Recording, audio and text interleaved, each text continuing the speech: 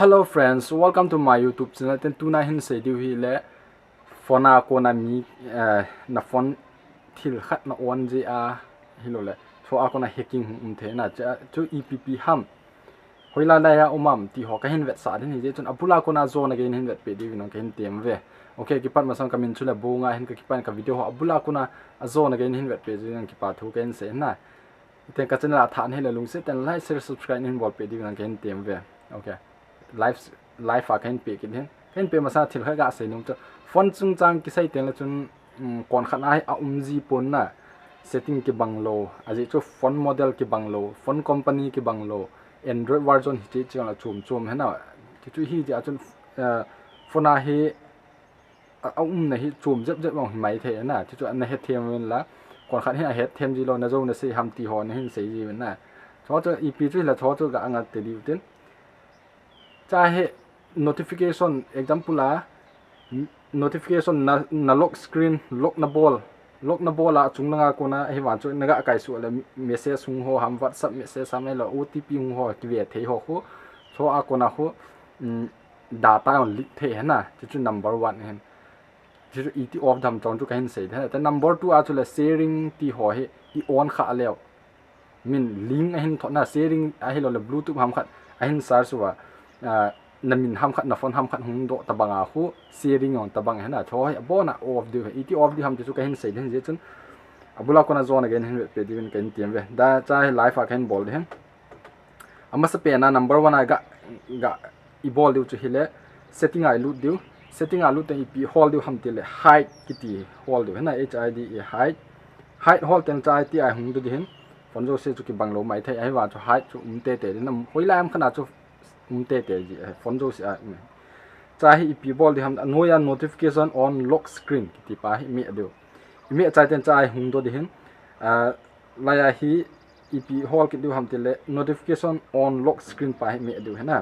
chai kon khana hi chum chi ana ki koi mai the na ama sa pe na hi show all notification content ki ti hi so all na bola la bona EP hiong la important privacy thil hiong la apona notification ahung te le lock bolong la chunga chu te a na kaya na mu the hana ti chu khat ne hin khat pai hide sensitive content kitin te hide all notification ti hide all notification na bola la chu I ma cha na mu ki lo hana chong chu aboi na khat me ai ma apha pen hi hide sensitive content ki ti pa hi mi adu hana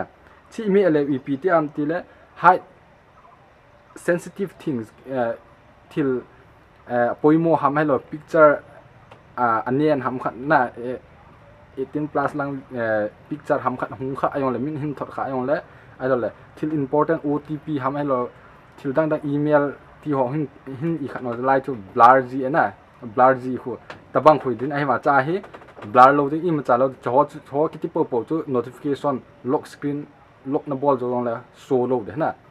ju solo chu aphat na chu hi le cha ko na chu min aki so kha a hi le min ti ho chu aki mu ding ten le blackmail long chi thei ai lo le na data OTP am kha hung le na data chu ti la thei na ai lo OTP bank langa ko na hung kha yong le cha ko na chu na bank account chu khali bol thei na achai yeng thei chu hen sensitive lang pa chu number 1 number 2 a chu hi le setting ma I lut ki deu setting I lut teng le EP hold du ham ti le near by share ki ti hi hold du hana tia hung do di hen hung do ten nearby share hi me du I me ten chai heading chu use nearby share ki ti pa EP ham aphat lo na ka hin sei masat ki da nearby share hi I tham khat mi thil bluetooth tabang hana bluetooth tabang mi thil ga sen thei ai lo le thil internet na ko na thil hin sen thei cho chu hin na cha chu min a hol teng la chun ne email umai hin cha hin email lik the na ne email chu hung to inten ama ko ma chu hung do ten email a chu message sin tho the na message sin thona nang